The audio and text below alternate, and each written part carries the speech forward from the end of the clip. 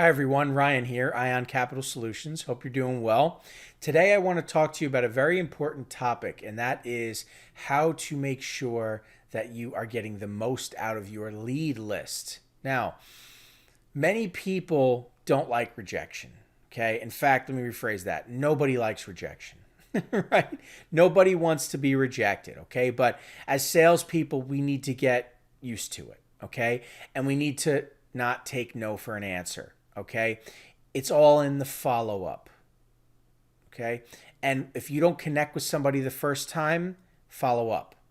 If you connect with them the second time and they tell you they're busy to call back later, follow up. If they tell you they don't have time for this, maybe next month, follow up. Follow up, follow up, follow up. You need to wring out that damp cloth for every drop it's worth. All right, let's talk about it.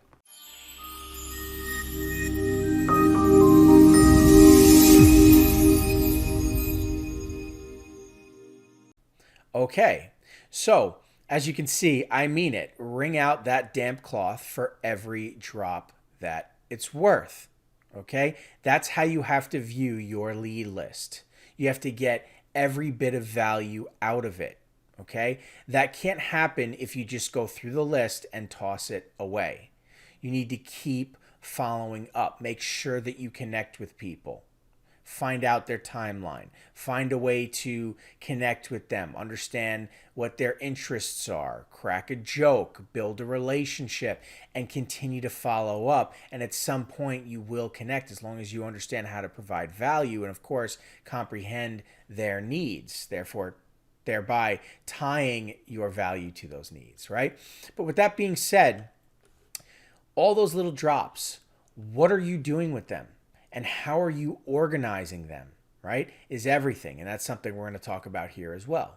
Okay. Now, it begins with how many times that you should actually be contacting these people, right? Well, if we look at the statistics, and you can find these general statistics online, and that's what I'm basing it off of, and I'm going to give you my own 2 cents at the end of it. But apparently, 48% of salespeople will never follow up. 48% of salespeople never follow up with the prospect. Okay, meaning once they don't pick up the phone, or once that person says no, thank you at this time, they move on. Right? Don't be part of that 48%. Okay, 25% of salespeople make a second contact and then they stop. Right? So it didn't work the first time, it didn't work the second time. I'm going to give up now, right? 12% of salespeople only make 3 contacts and then stop. And only 10% of salespeople make more than 3 contacts. And those are the people that make money, okay? Because they understand it's all in the follow-up, all right?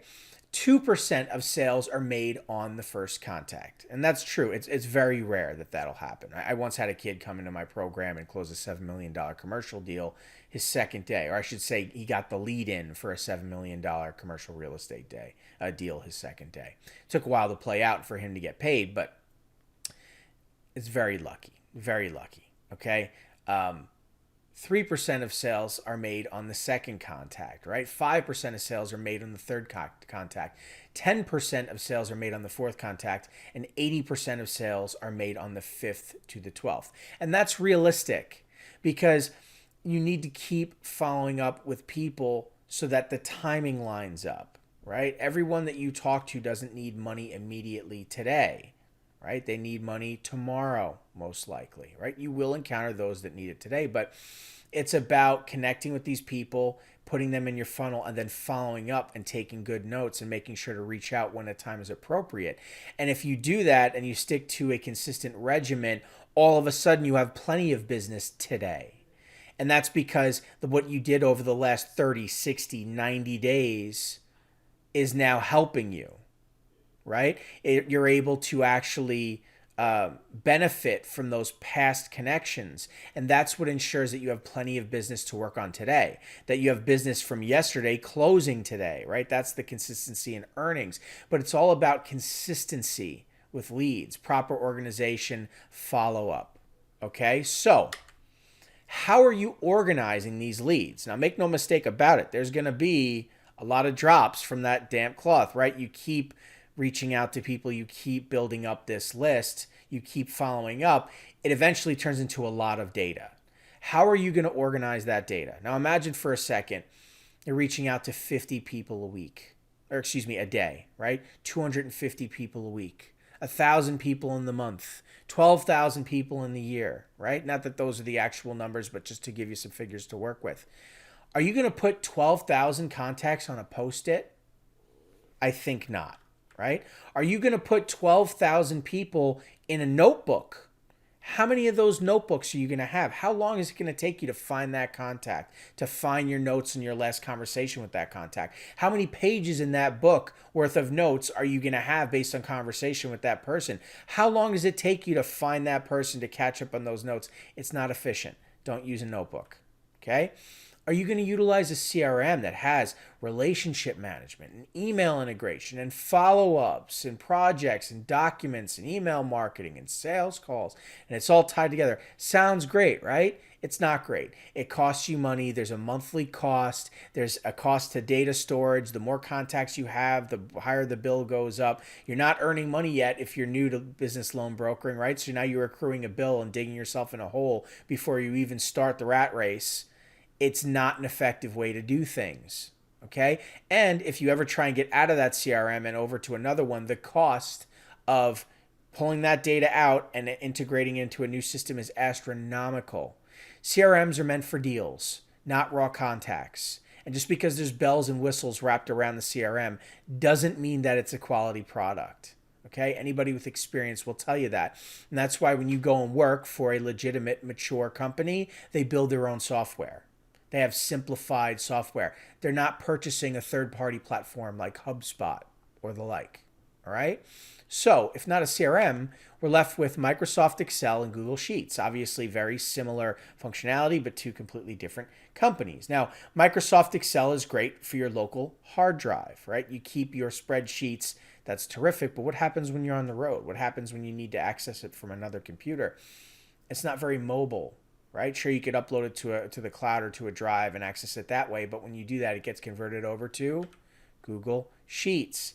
And this is what you should be utilizing. And what's so great about Google Sheets? It's free. It's easy to use. It's the same thing as Microsoft Excel. It's just online. You download the Google Sheets app on your phone, your iPad, your computer. It's associated with your Google account. You can access it from anywhere in the world. That is how you organize your leads, your contacts, okay? Very, very important. Now, how do you actually go about doing that? Well, let's take a look. So here we have our template, okay, that we offer our students, which is a tracker and client list. Okay, now the tracker sections I'm not going to show you today. We're going to look at our client list. But essentially what we have here is our book of business, right? Our clients, these are the people we funded. Our negotiating, these are the people who have submitted applications to us. We're in the middle of dealing with the lender. We're providing a quote to them, whatever it is. Dead deals, deals that didn't fund and why. These are your three categories, and this is where you stack your gold, okay? And these lists get long. But you know what lists are longer than that? Your leads.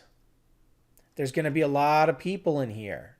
And what happens when I ask you, what's going on with Jane Doe, and you don't take notes, or you have to rifle through your Post-its, your notebook, and you're not sure?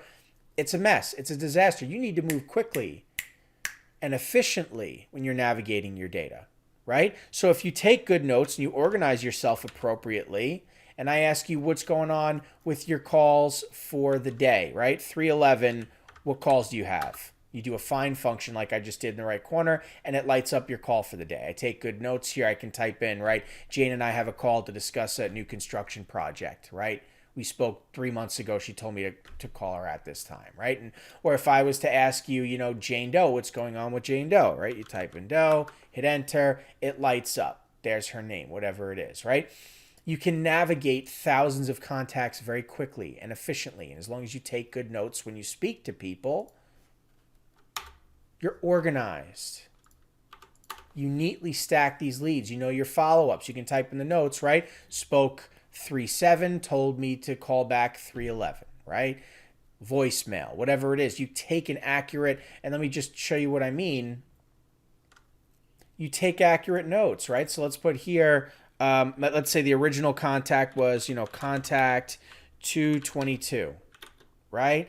But I always do it to the left, right? So let's say we spoke 222, needs money for expansion, right? But we had another call scheduled, right? And we'll do second call scheduled for 3-1, right? But on 3-1, got voicemail, right? So I'm taking accurate notes and a storyboard, a timeline of what's going on, right? I need to follow up with this person, right? Follow up. I'm letting myself know that I need to follow up with this person. So when I go through my leads and I take a look or whatever it is, and I go to 3-1 or whatever, I know I didn't connect with this person. I need to follow up with this person, right? And I'll maybe leave a note for myself, right? 3-5 follow up, right? So I know on the 5th of this month, right? When I type in 3-5 and I hit enter, whoops, I need to do 3/5 and I hit enter, it's going to light up the call for the day for me. And I know that I need to contact that person. That's how you organize yourself. And it's all on one sheet. It's easily navigated. It's simple. You're not in some CRM where you have to click multiple tabs and multiple sections and scroll through and do a search and scroll down and click over and expand the bubble. That's a complete and utter waste of your time.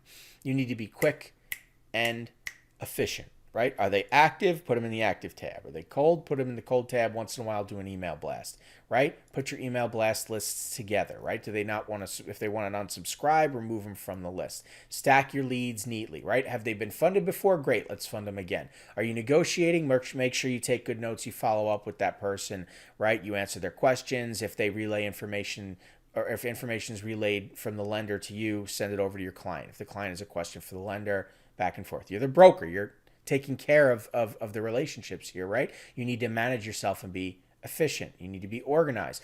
What about all the dead deals? Okay, the deal didn't work out last time. Doesn't mean it can't work out the next time. Are you organizing that data? Are you keeping good notes? Are you following up with these people? Follow up, follow up, follow up. It's all in the follow up. It's all in how you organize yourself. You need to wring out that damp cloth for every drop it's worth, for every dollar it's worth. All right. Anyway, that's going to do it for this topic. Thanks so much for your time today. All of you, I wish you the best of luck with your loan brokering journey. And if you need some help, all you have to do is reach out.